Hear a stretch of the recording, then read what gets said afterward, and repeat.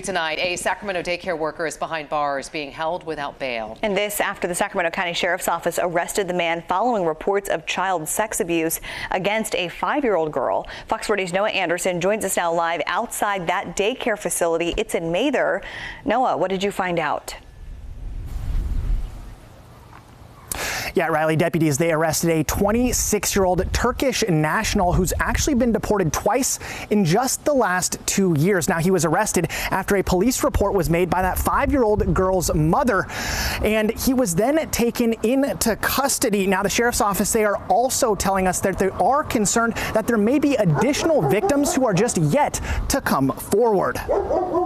There are potentially additional victims out there. The Sacramento County Sheriff's Office confirms the arrest of an employee at Mather Child Care Center run out of this home on Grayton Circle. The suspect has been identified as 26-year-old Gökhan Bagsi, a Turkish national who's been deported twice before. They said he's not here, legally. The arrest came after the mother of a 5-year-old girl who also worked at the daycare reported her concerns to authorities. Well, we identified him in part based on the mother who used to work at the facility and was familiar with the other employees that were there. The girl came to her mother at the end of July and talked about some of the things that teacher was doing. The girl described sexual abuse, and detectives say she had visible bruises. It involved more than one instance.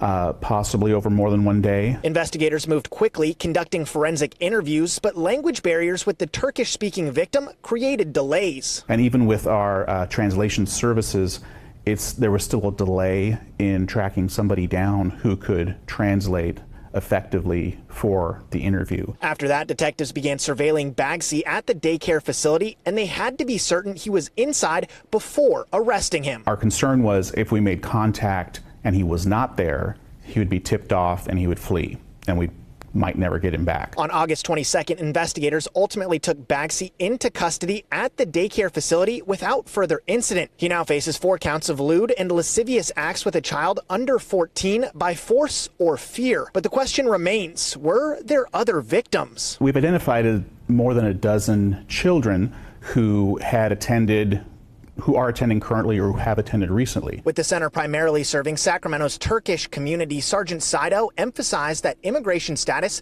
will not be an issue for anyone who comes forward. If you're a victim of a crime or a family member of a crime victim, we're not concerned at all about their immigration status. We're going to make sure that it's fully investigated.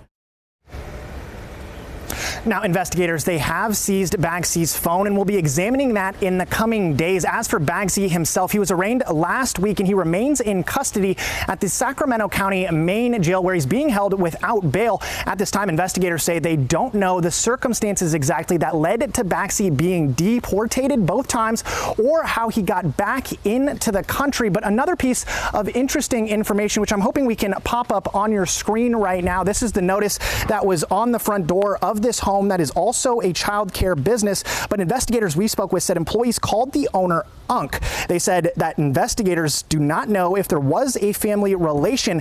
However, the notice posted on the door of the child care center does list the business as Bagsi Musa Family Child Care Home, which is the same last name, the same owner and suspect last name of the suspect that was arrested.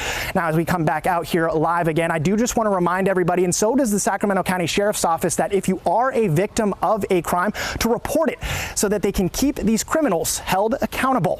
Live in Mather covering local news that matters, Noah Anderson, Fox 40 News.